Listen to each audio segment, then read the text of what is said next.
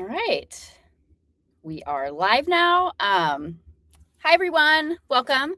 I am Crystal from Three-Sided Cube, and I'm just here for the pre-show, the tailgate party of this webinar. And just so you guys know, we'll be starting the webinar officially in about 3 minutes. So while people are still filing in and joining, settle in. Feel free to grab yourself a cup of tea or a bevy. And I think most importantly, because no webinar is complete without my favorite game of where in the world are you joining from in the chat? Please. Oh my God, you guys are already putting it in there. I didn't even have to ask. What well-versed people. But I'm also just a nosy broad. So yeah, let me know where you're joining the webinar from. Some UK. Hi, everyone. All right. We have a lot of UK people here so far. And then just so you know, the chat functionality will be on the entire webinar, so feel free to put any questions in there. And then there is a Q&A area that is not visible to everyone that will just get sent to the back-end team if you wanted to put a question you didn't feel comfortable sharing with the whole crew. And then just to scene set, I guess, a bit before the webinar starts, the title of this webinar wasn't intended to be clickbaity, and we're definitely not here to do the whole AI is amazing jazz hands like fangirling thing. Like, there is a very, very real bias and harm for women that is baked into systems that are already in place, and it's showing up in places that really, really do matter. So the aim today is really simple. It's to have an open, honest conversation about the good, the bad, the ugly, and things that are actually fixable, so we don't just walk out of here dazed and terrified for what's to come.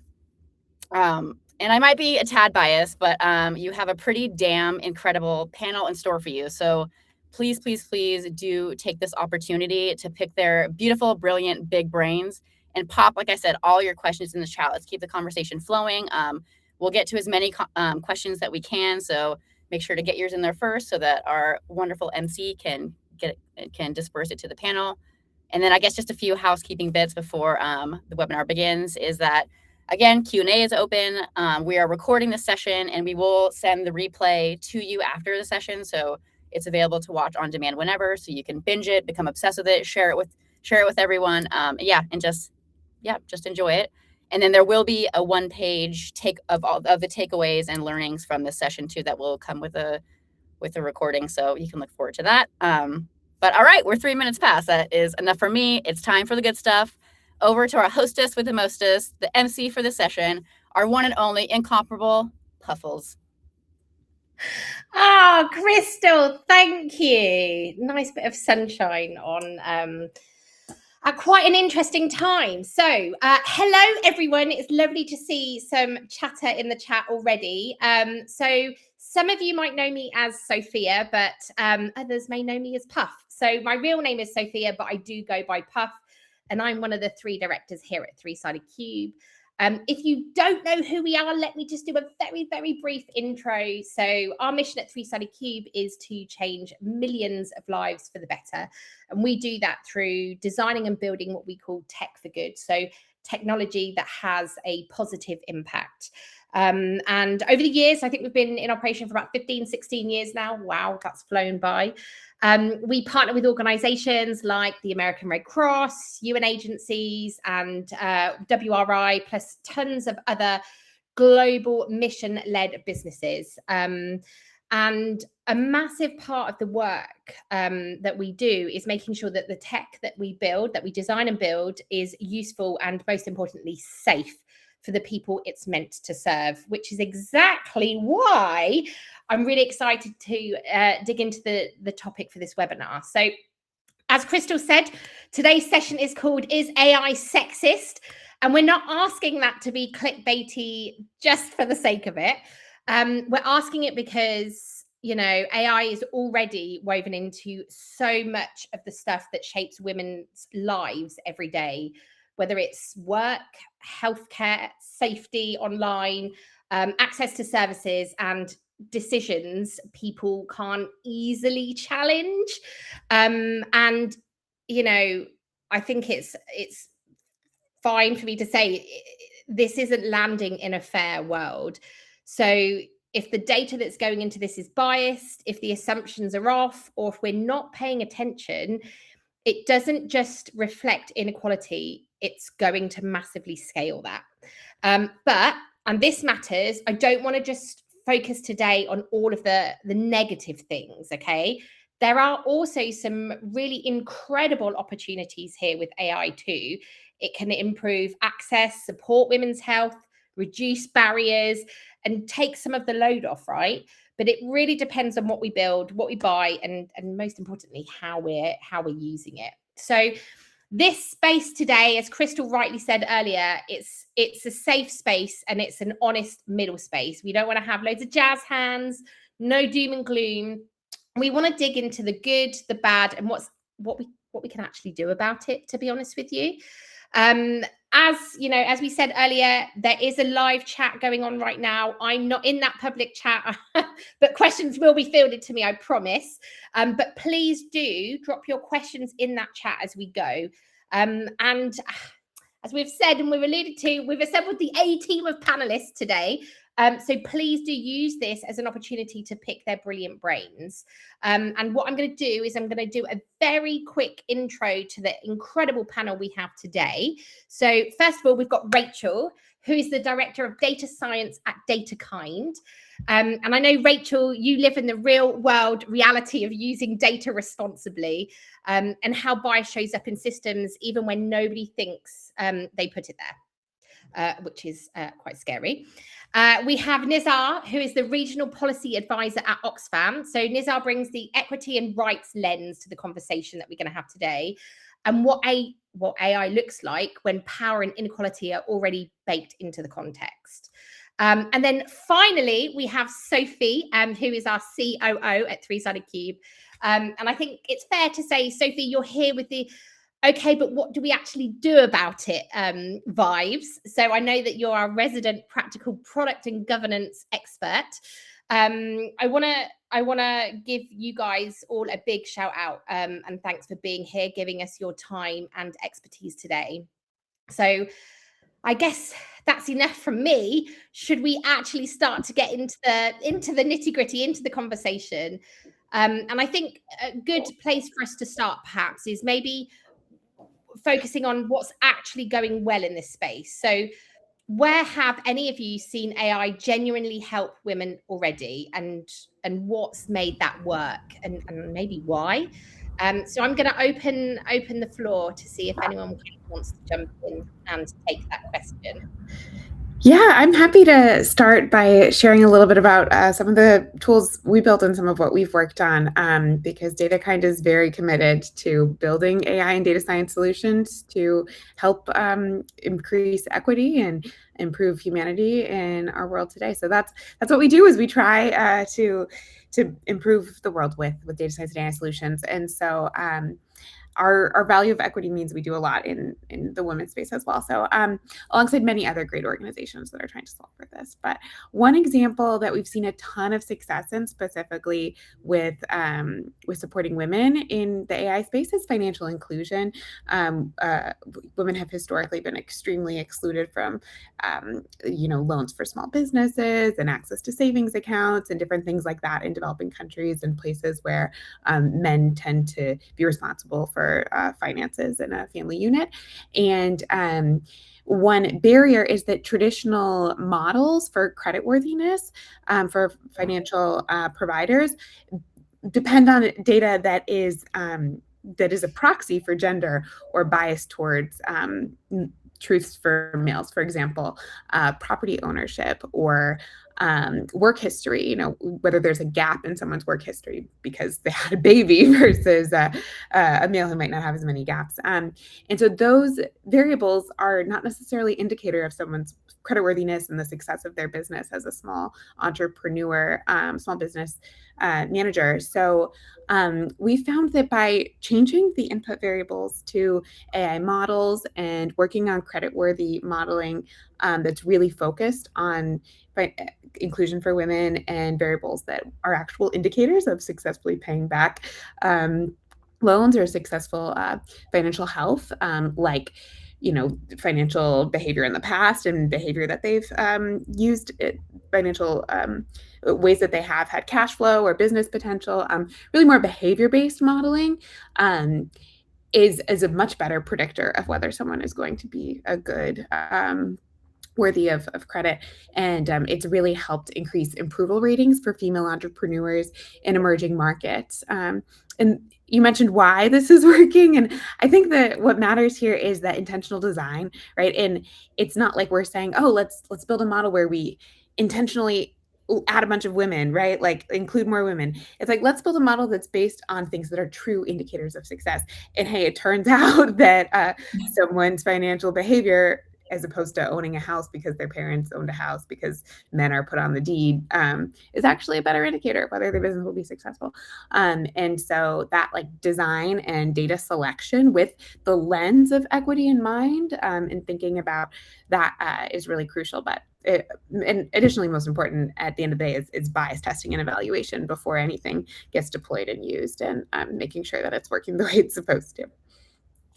That's an amazing example, and also just kind of starts us on a good step. It's good to have actual concrete examples of where that's good. You mentioned that oh my gosh, that's just you literally just said it, the bias piece. When you go into projects like this, Rachel, is that something that you're always looking for when you approach these kinds of projects? Yeah, absolutely. In every project we do at DataKind, part of our project design and our initial stages before we even start working on developing any type of machine learning models is planning our bias evaluation strategy and what we're going to do to assess at the end whether it's working or not. And that's built into our equity by design approach at DataKind is that like reflection, because it comes down to the data at the end of the day. Bias comes from the data originally. So if you wait till you're all done to start thinking about bias and just do it retrospectively, you're going to miss a lot of important things where you're checking for bias in the input. So we do something called a data audit to look for bias in the data to begin with before we even start, and then additionally do bias evaluation in the model outputs. One example is our Advise product, which is a tool that provides support to students who are at risk of not graduating on time in higher education, and identifies those students for advisors to provide support.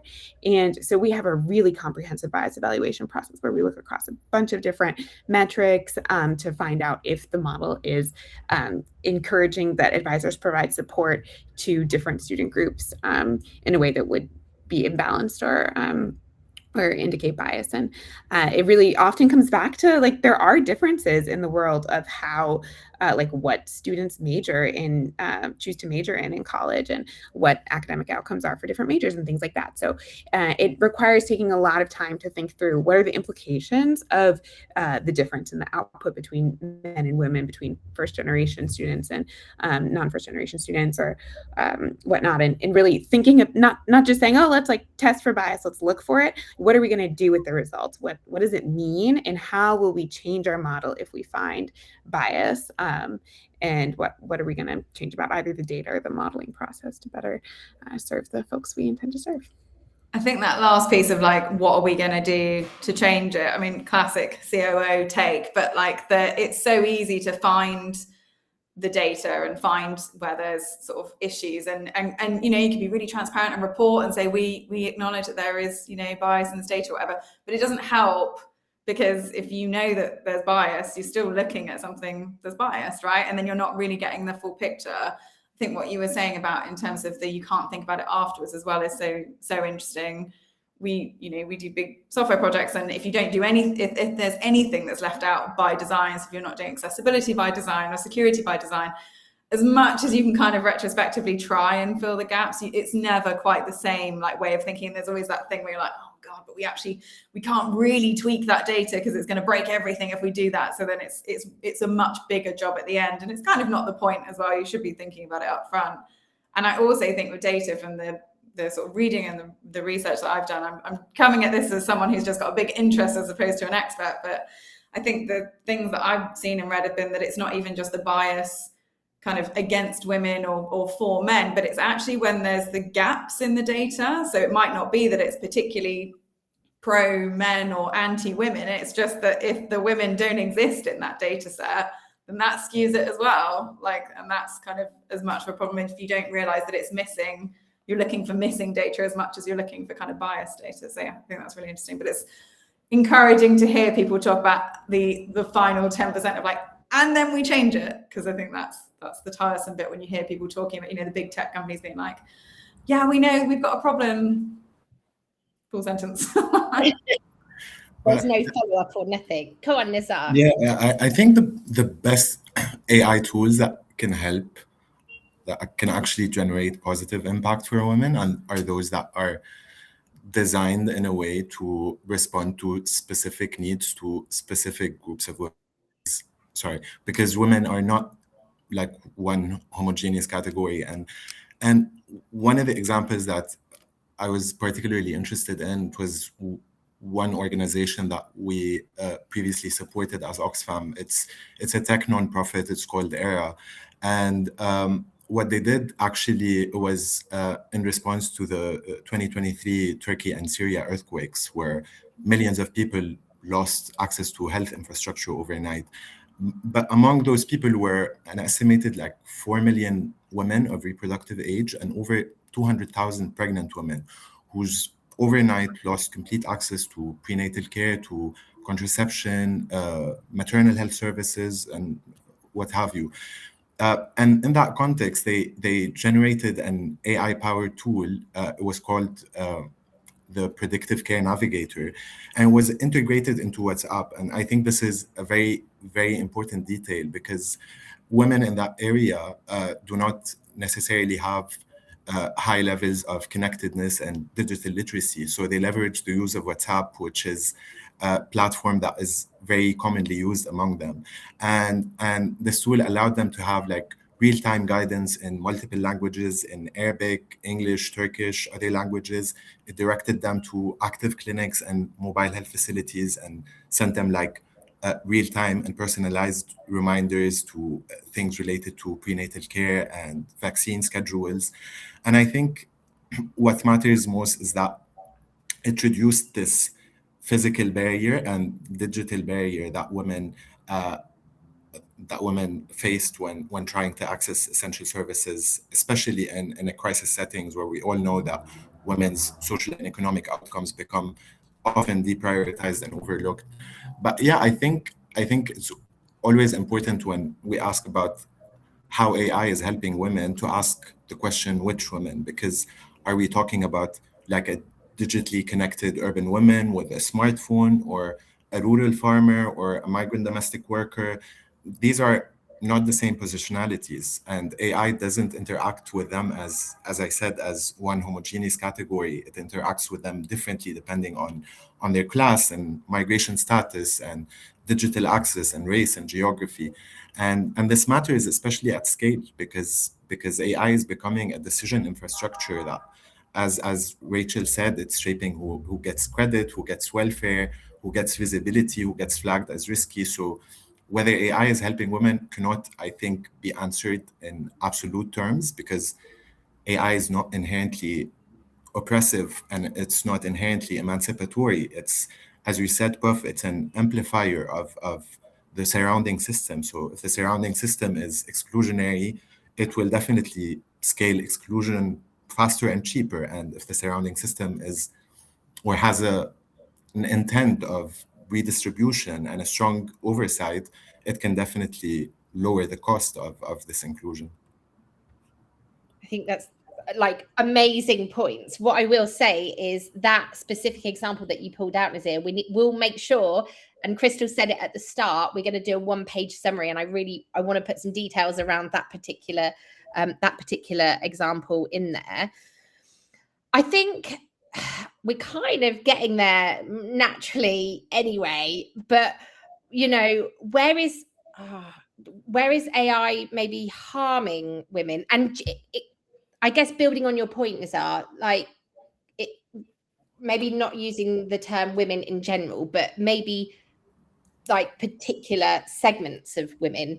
I think, does anyone have any examples of where AI is perhaps causing harm or deepening the inequality, even if the intent is neutral or even well-meaning? Like, it doesn't always, I don't think it's always just bad actors trying to do harm. I think sometimes it can be a byproduct of someone wanting to do good, maybe.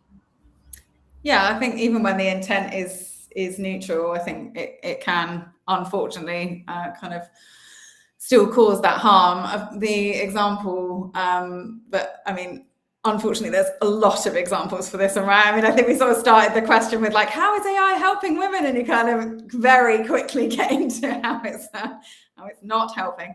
But it's an example, which I don't know, but a fairly recent one was around the Facebook job, sort of the algorithm, how they were displaying jobs. So they got called out. This was back in 2025, and basically the Facebook ad system was doing like showing typical jobs that like you would maybe associate with men if you were that kind of person. So mechanic jobs, for example, were being shown like to 90% male profiles. And then kind of preschool roles, carer roles, teacher roles were being shown predominantly to women. And that was just, again, I think this will be the most said phrase of it, it's amplifying existing bias and inequalities, right? So it's just kind of taking this system and going, right, okay, well, these are jobs for men and these are jobs for women. And that is just at scale kind of extremely painful. And especially, I think, from an accountability perspective, when you think companies like Facebook are like, come on guys, you've got the resources, you've got the money, you can do better than this. There really is no excuse to just kind of be like, well, sorry, that was just, our bad. So I think that was the French watchdog that caught those guys out. So yeah, it's one kind of example that and there's a lot of them in HR and recruitment where it is like people are talking about, oh, this is great. We can use HR and AI tools to kind of do shortlisting for roles and all the rest of it. And I think Rachel mentioned it earlier, then you've got a gap in the CV, and that's kind of like, oh, well, that's a bad thing because they just had a gap. So they were just unemployed, and they're looking after their children. And we know that women already face, massive issues kind of returning to the workforce and pay a kind of additional tax if they choose to have children. We know that women are massively affected when they take maternity leave and all of that stuff that's already there. So then when you amplify that with AI, so that at scale there isn't anything to kind of challenge that, and it's just kind of not even being noticed. I think that's really kind of an insidious, dangerous one. It's not kind of the most harmful one. I mean, I'm not going to get into sex robots because I don't think this is the appropriate place for that one. But I did reading a book about various things to do with AI and sexism, and that one I could go on, but I've picked a more neutral one for today. Yeah. Oh, just to piggyback on the jobs thing. So not only are people being targeted gender biased jobs, but at the same time, just last week, some research came out from the International Labor Organization that generative AI is going to displace substantially more women-dominated occupations than male. The stats are that 16% of female-dominated occupations are in the highest risk of replacement with AI tools category, compared to only 3% for male-dominated fields. So there's just a lot more job security for men as AI becomes more common across the workforce. And then to make it even worse, all the AI jobs are going to men, with only 30% of the AI workforce being women across the globe. So as their work is being replaced, it's being the women are excluded from the new work that's available. Yeah. Oh, sorry, go on. Right. Okay. Yeah, I just wanted to say that, I think there are a lot of examples when we can talk about of harm emerging from what looks like neutral intent when when those systems are optimizing for efficiency and cost and speed and accuracy, but without modeling for inequality. But I do want to, if I may, complicate this neutral intent framing, because as Sophie said, I mean, at the scale at which many of these systems are built, with like major funding and expert teams and impact assessments, honestly, I find it quite hard to believe that the absence of safeguards is just a question of oversight. For me, it definitely reflects prioritization, because when a company uses like hiring algorithms, as you said, for to increase, I don't know, predictive efficiency rather than distributive correction, that's a business choice. When welfare systems owned by government is designed to detect human fraud rather than prevent exclusion of certain marginalized groups in society, that's also a policy choice. So I wouldn't say that harm is necessarily always the result of like bad actors, but I would say it often reflects whose risks are being treated as urgent and whose risks are or needs are being treated as acceptable trade-offs. And I think when we look at AI becoming embedded in systems that are allocating opportunities and services and risks, if those systems are optimized around institutional convenience rather than equity, then harm is not accidental and it's not neutral. It's really structurally predictable.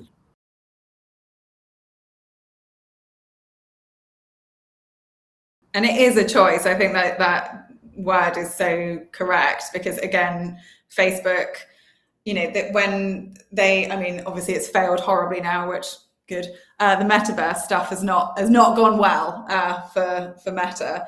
But when they first launched that and they were doing the betas, it took them like 3 years to put in kind of standardized safety features by default. They just didn't include them. So it was just like, well, we want the users to be able to roam around, and we don't want to get in the way of the, the experience and all the rest of it. And they were getting these consistent reports. And again, we know it's usually kind of women and girls that are at the forefront of the suffering and the canaries in the coal mine that get sent down to report to improve the product. And there was a whole piece around, there was a few whistleblowers that kind of said that Facebook were just saying, we just can't moderate. We can't moderate the metaverse. Like, it's too big. It's too much at scale. It kind of almost being like, well, it is what it is. We're not being harmed. So who cares, kind of thing. And there was a press, this is horribly vague, sorry, there was a press release or an internal memo that went round, and it basically said, we understand that there is a need for safety features. We can't moderate at scale, and we don't want to do this at the detriment of our main users. We don't want to protect women and minorities at the detriment of our main users. And to see that in black and white is just absolutely horrendous. I can't remember the name of the guy. He didn't go on to be the CTO, thankfully, but it was a fairly sort of big thing at the time, because we know those conversations are happening, but to see it written in an internal memo in black and white is just so kind of painful. And when you look at Facebook's sort of spend on like safety features, and that they'll say every time there's an incident that comes out like this, Zuckerberg will release something that says, Meta spends loads on safety and we have whole teams dedicated to it, and that all sounds great. But then when you look at the amount that they're spending, it's like half the profit of 1 year, and they've been running for 15 years. So you just think that is a choice. You are choosing profit over protection, and that is kind of always seems to be the way that women and girls' rights and safety is kind of taken as a like secondary consideration after profit. I think, Nizar, it is a really good point. It's understanding what the priorities are and what people are willing to forfeit or sacrifice, and quite often it comes at the detriment to certain user groups. Maybe you could say that's maybe mostly maybe women. Being very vague there, but like it is, I think it's an important consideration. And I think the more conversations that can be happening, it just kind of draws people attention to it more, makes them more aware of it. Oh, hang on. We do have a question from the audience. I do have to say, first of all, thank you to Rachel, who shared that wonderful report that she mentioned the job displacement stats in. So thank you very much, Rachel, for sharing that. So I believe Matt from the audience, if a team can only do one thing in the next 30 days to reduce harm, what should it be? That's a really good question, because it's like, what can we actually do right now? Anyone want to jump on that? Come on, Nizar. I can see you going for it. Yeah, that's a very good question. I think if I had to choose like one thing, it would be before deploying any system, please run a risk audit. And when I say risk audit, I don't mean like a 200-page ethics report, but a really focused exercise that asks if the system makes a mistake, and most likely it will make a mistake, who is most likely to pay the price? And do we have a way for those people to challenge this error? And I think that's it, because a lot of organizations, as we were just saying, they measure performance based on accuracy and cost saving and efficiency, but they don't measure the distribution of error.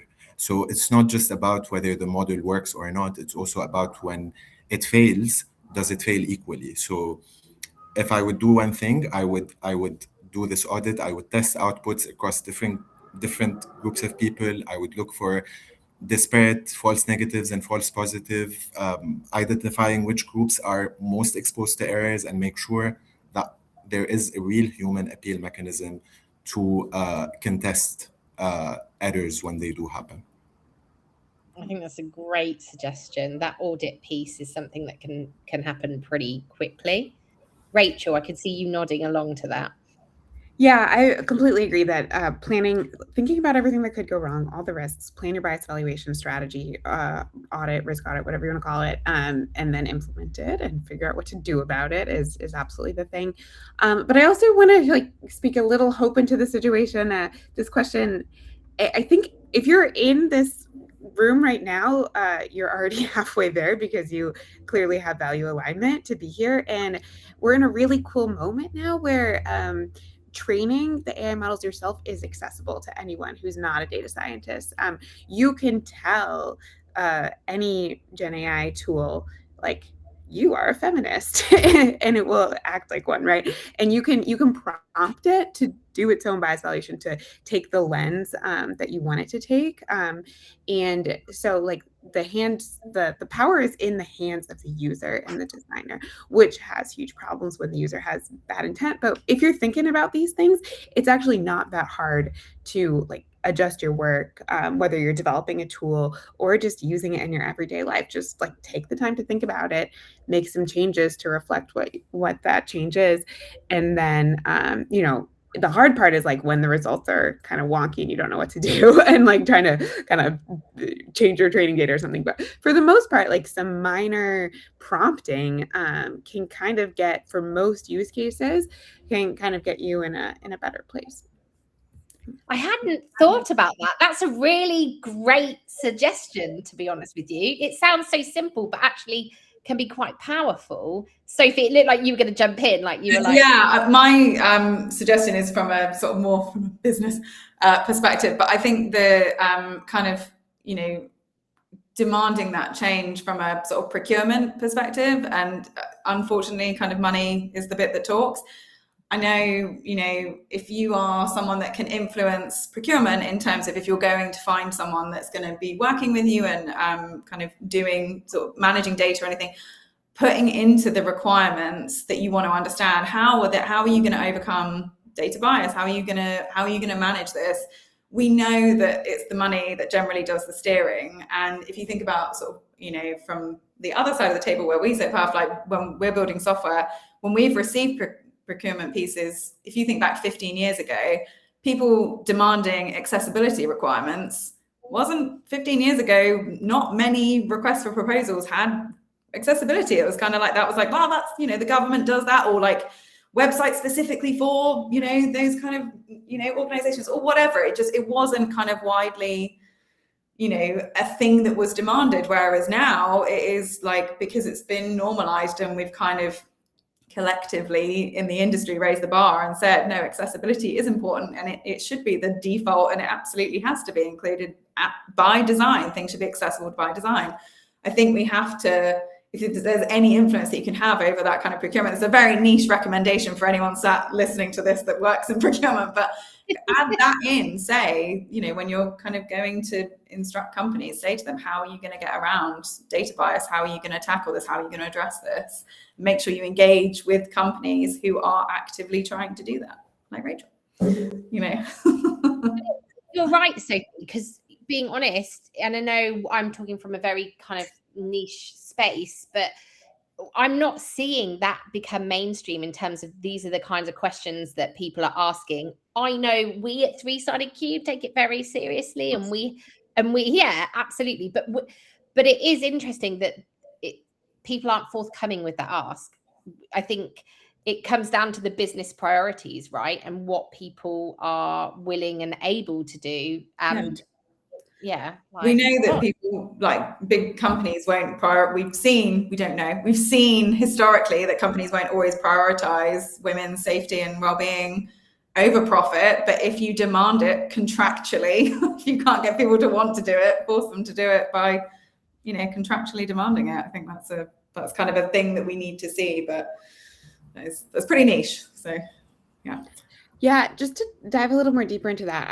I know this stuff is changing all the time, so what I'm saying today might not be relevant next week. But like right now, the way that that Anthropic trains their model is very different from what OpenAI is doing. Is very different from what Grok is doing, and like that impacts whether there's bias in the models and what you're going to get out of it. So, for example, with Anthropic, they use something called constitutional AI, which is tuning for every response. It follows a set of principles and rules instead of which is really, instead of like the AI, the OpenAI ChatGPT version, which is more of the traditional reinforcement learning of machine learning, but with human feedback. But with constitutional AI, it's all about encoding the model's values from the start. And that's like the absolute core of how they train their product. Not both of these tools have AI safety built into them. I'm not like throwing shade at OpenAI, but like that is different, and that's an extra step for value alignment if you have shared values with Anthropic, compared to models like Grok that are like intentionally excluding any banking in any values. So there's a lot in the vendor selection process to learn about these tools and how values are baked into the models, in addition to how you can bake them in with your own prompt engineering, but as an end user. If I may add here, because I think the technical fixes are super important and they definitely improve the performance of the models.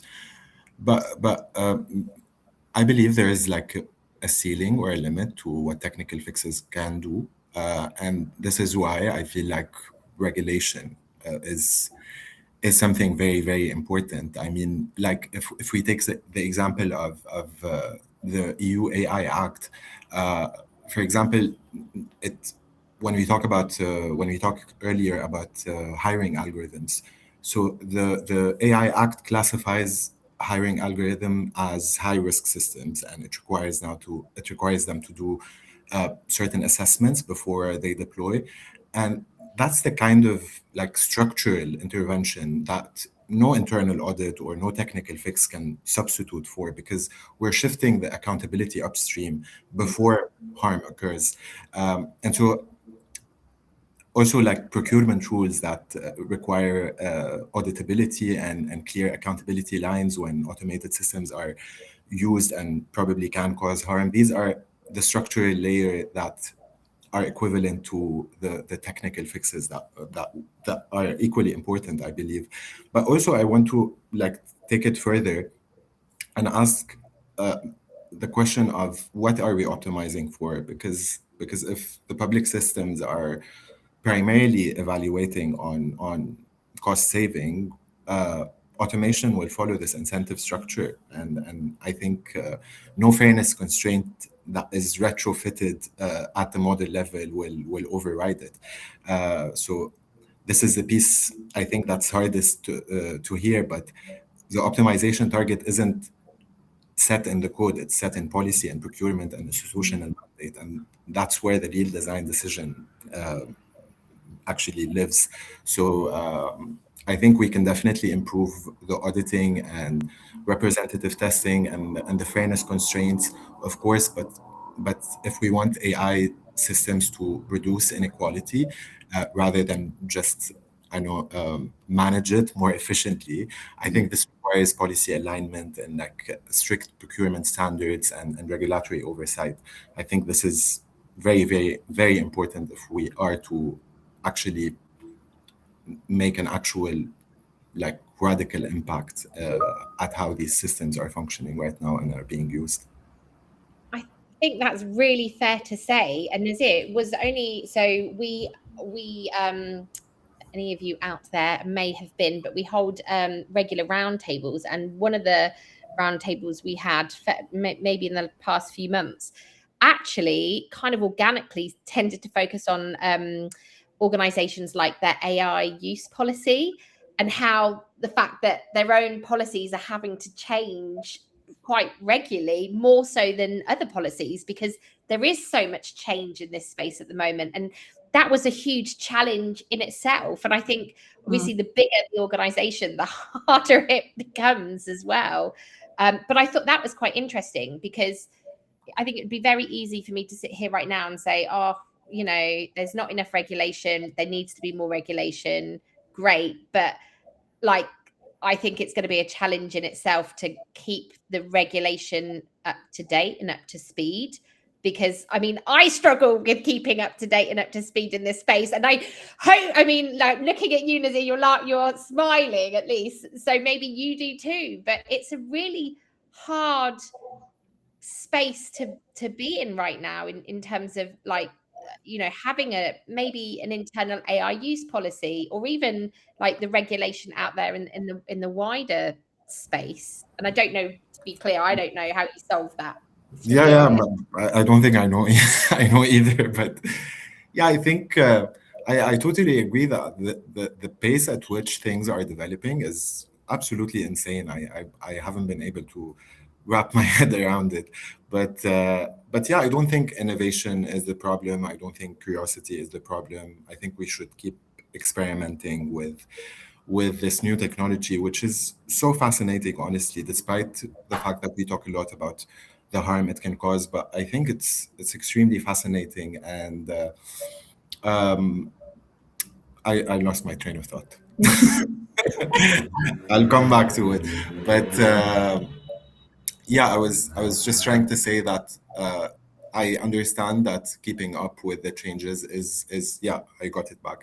I understand that keeping up with changes is challenging, but if you root yourself in human-centered design and principles that you believe in, I think this is the only way to go. I think this is how you can keep up with the changes, because as we said, it's not only a question of technology, it's also a question of policy and of how and from what angle we're choosing to look at this innovation. Is it just, for me, the way I try to look at it is I try to put aside the technological part, because I'm not necessarily a tech expert, and I try to look at it as a governance and decision infrastructure. And this is my way of rooting myself in the principles that I think should drive the development and the deployment of these systems.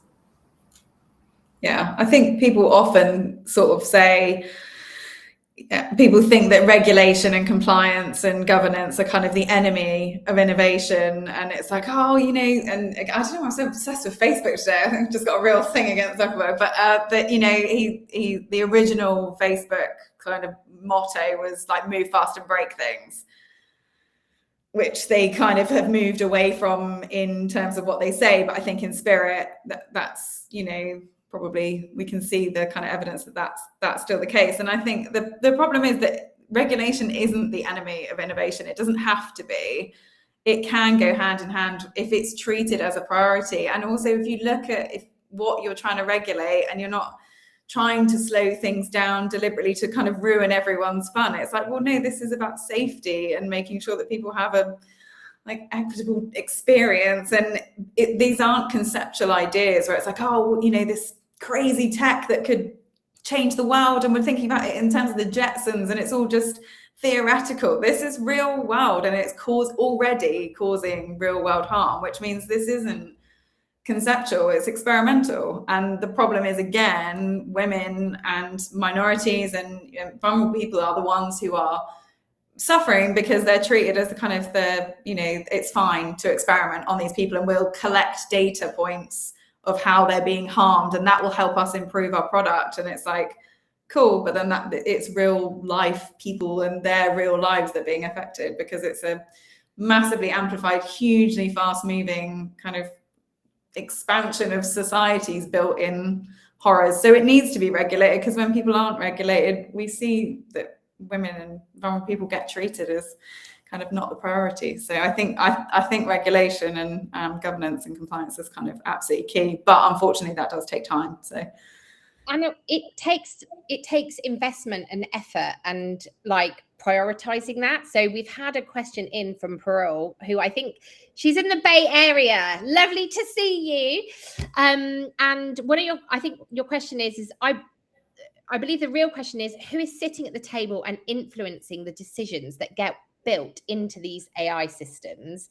And it's true. I think whether it's, you know, the bigger players in the markets, or even tools or experiments that people are doing in their own internal organization, who is sitting at the table and helping influence those key decisions? Like, should there be I don't know, like an advisory board or something to help kind of steer that a bit more? I don't know.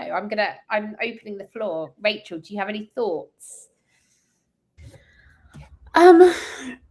There are various tables. Oh wow, sorry, it took me. I wasn't sure what was happening on the screen there. I think that was the question that was just. Yes, it was. Okay, regrouping. Yeah, I guess it depends what table, but I think there are tables where inclusion is built into the design intentionally. Claude is a great example. Anthropic really is intentional about this type of thing, and building AI systems with equity in mind and having an inclusive staff and organization. But then there are, Grok on the other end of the spectrum, probably. Of course, you would not expect to see representation there. And then, policymakers. I mean, we could go on and on about inclusion and representation in policymakers. But it's an interesting concept, perhaps, having like an advisory board or people that are influential in making that change happen, or just challenging the mindsets of like key decisions that go into either shaping these AI systems or like maybe tools or products that people here that are here today are building. You know, it's an interesting concept. I know, and Sophie, I'm putting you on the spot a little bit here, but I know certainly for some of the products that we design and build in-house at Three-Sided Cube, we do have like, you know, like an advisory board type thing, whether it be technical or design, to start thinking about and challenging certain decisions and like, I guess, things that get pushed through, you know, like it's. We have the accessibility review boards and the technical review, lots of review boards, and it really is just to make sure that we are kind of doing that sense check on like, have you thought about this? Have you considered this? You've made this decision. What's the cost of that decision? So if we are saying, right, okay, well, we can't make this piece accessible or whatever, or, you know, we're not going to do that for this round. What does that mean? What does that actually mean for the end user? And what's the roadmap to get that fixed? Because it's kind of that reminder of like, you can't just go, yeah, we're just not going to do that. We're not going to do that. We're just going to pretend that's not a thing. And it's the accountability thing to make sure that if not now, then when. And I think those review boards are great when people want to have them and when they want to listen to them. So I think that the emphasis kind of has to come from, like, if it's not coming from within, then it has to come from the public in terms of demanding some kind of accountability and kind of making sure that there are standards and lobbying for that kind of, governance. And I'm not going to talk about policy because I feel like we have an expert on policy, so I'm absolutely going to stay in my lane there. But I think making sure that you're, from a personal perspective, kind of backing the horses that you see that are kind of doing a bit better. We've talked about Anthropic. I'm sure they have their foibles, that, they're not going to be perfect, but they kind of put their money where their mouth was, not necessarily around women, but you know, they, with the Pentagon stuff recently, right? Like they've walked away from that deal. It's a £200 billion deal, something stupid. And like, because they wouldn't change that clause. And that is, you know, I'm sure nothing in terms of their profits, but it's still admirable. They took that stance and they, you know, they decided that they were going to stand for that. And it's finding those companies and those businesses that are making similar stands. And if, you know, women and children and minorities is something that you care about protecting, which presumably everyone that's here does, kind of seeking out the companies and the tools that are actively doing the work to support and to kind of make sure that they're not affected by the bias and kind of trying to do the right thing in terms of the models. So, yeah. But I'm not going to talk about policy. which is fair. So we've had another question come into the chat, and I'm not. I'm just maybe going to clarify. I don't know. Whoever asked it might have something else to say. But we've had a question that says, "Do we need ISO for AI?" So is this ISO? I know, Sophie, I feel like well, can you have enough ISOs? I think maybe, I think we are ISO accredited for 27001 for cybersecurity. My gut tells me that the pace that AI is moving, by the time you've written the standards and the recommendations of what companies should follow, it will be out of date within like minutes. So I think ISO is very detailed and very specific. I think some kind of standardized guidance, yes, some kind of like recommended principles and kind of guiding practices, I think is definitely great. I think ISO is a very heavy hitter, and my worry would be of how quickly it would fall out of date. But I do think some kind of standard, because I think when people set their own standards of like, what's a good use of AI and what does that look like, that can be a little dangerous. So some kind of external standardization and accountability, because ultimately that's what ISO is, right? If you fail your ISO audit, it's because you're not meeting the standards. So some kind of standardization would be great. But I don't know if ISO is it, because it's large.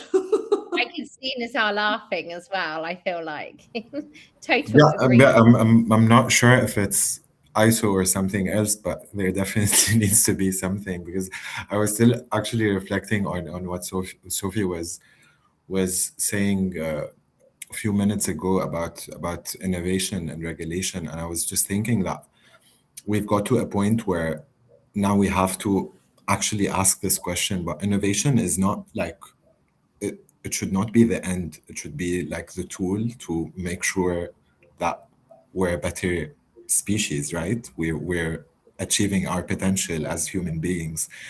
And so if this innovation is slowed down by regulation that is actually trying to protect our socioeconomic outcomes as human beings, then so be it. Yeah. Okay, let it slow down a bit so we can get at its space. So I'm not sure, honestly. I don't have the answer if it's ISO, if it's what kind of regulations, but yeah, there definitely needs to be something. I'll just add. Go on, Rachel. Go.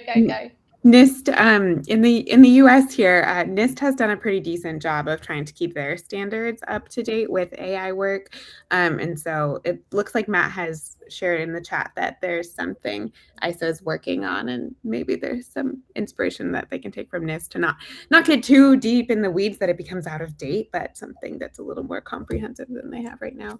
Hopefully. I think just the like you said, the principles are not, it can't get out of date, but just something just kind of needs to be. But I completely, Nizar, echo your point. And I think I find it really difficult. I work in tech. I've been in this for 15 years. I'm a nerd at heart. Like, I love this. I love AI. Like, our whole company is just built on, we're all developers and designers and problem solvers. AI in its sort of more innocent form is awesome. It's like, oh my God, it's so exciting. Look at this cool thing I can build. And it feels like a return to the earlier days, like when apps were new and you talk to people and be like, oh my God, a great idea for an app, and anything was put, and my God, the pictures that we had, just amazing.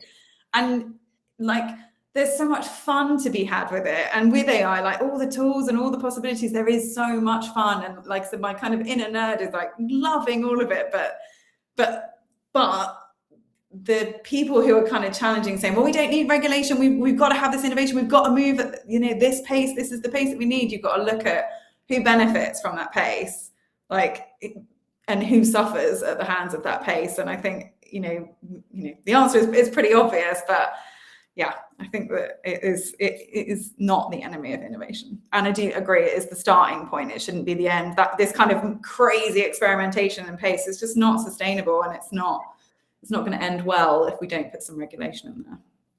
So we have 5 minutes left, and we will do our best to finish on time, hopefully no overrun. Very conscious of that though. I want to say, look, thanks to our panelists. And we had a question earlier about, look, what can you do in the next 30 days? And we had some really good suggestions. But I'd like to end with, look, what's one takeaway that you would like to leave with the audience today in this space, whether it's something that they can do or action, or whether or not it's something they should go away and investigate, or like a resource hub, or whatever it might be. What's one takeaway you would like to leave here today? And I'm going to go to you, Nizar, just because you're next on my screen. So I'm like, over to you. Thank you, Prof. All right, to say something that we haven't maybe addressed before. I think we've talked a lot about so many different things. Maybe I think one thing that we always talk about in Oxfam and my circles about, like, when the question of data comes in, and when they say that AI is objective because it's learning from data. And I think I would like everyone to keep on questioning those data, because it's true that data is objective, but it is not neutral, because it's the reflection of and it's the reflection of our social structures, right? It tells you who had access to education, to property, to stable employment, to mobility, and so when we say the model, the AI model is learning from patterns and data, it's often learning is historically produced inequalities. So I think always question the data is something that we should always keep in mind when we're talking about how AI systems can impact women and other groups of people. Brilliant. And I would definitely echo that. And I'm sure Rachel would as well. I'm going to go over to you, Rachel, next. Yeah, absolutely. Bias in, bias out. Think about that all the time. But no, I'm gonna take it a little different direction. We talked about a lot of great things. We briefly mentioned co-design and like bringing in who's at the table. And one thing that I'd like to end with as a bit of a take, we're big believers in co-design and DataKind, and really obsessed with bringing in our stakeholders and our users into our design process, and have folks built into the process of designing and building the AI solutions with us. But my advice is to compensate end users when you're asking them to co-design and work with you, especially if you're working with marginalized groups, people who are disadvantaged, people who have really full plates and a lot of important things to do. And maybe this tool will help them, but maybe it won't. Involving them in the process takes their time and energy, and they should always be compensated for it. So before you plan these beautiful advisory groups, figure out how you're going to compensate the folks participating. I think it's a really great suggestion. And what about you, Sophie? I don't know that I have anything particularly insightful to add on top of those 2 points, because I think they kind of are both excellent. I think all I would say is just keep reading, keep researching, keep kind of echoes what Nizar said. You don't need to go sort of full tinfoil hat. Like, I mean, I know I can be a bit, but just keeping on asking, like, who's this data been trained on? What was it trained for, and who benefits? And just keep on asking those questions so that you are aware when you're using data or you're referencing data, that you know where the biases might be, where the gaps might be. And then I think the point that I made earlier around, like, if you have any influence over procurement, because that is where the money is going, like, hold companies to account and make sure that they are actively thinking about this. And if you can, use companies who are open about the fact that they are actively kind of trying to challenge any bias, because if you put your money into those companies, then that's the right thing to do, because then they grow and it's a bit more equal playing field. I think that's a wonderful point in which to leave it. I do want to say thank you to each and every one of you panelists. So Nizar, Rachel, Sophie, thank you so much for your time and for having the courage to have this conversation in a public space, to be honest, because I think we need to set the tone that it's okay to be having these open and honest conversations, and encourage more of you out there to do so. If any of you have any other questions or anything, know that you can always reach out to Crystal or I here at threesidedcube.com, first name at threesidedcube.com, email addresses. I think that's it. Crystal and the marketing team will be following up with a one-page summary of our conversation, our discussion points today. And should any of you want or need to access Nizar or Rachel, do come to us here at Three-Sided Cube and we can field out appropriately. But thank you so much to every one of you for attending and basically having these conversations today. Thank you. Thank you.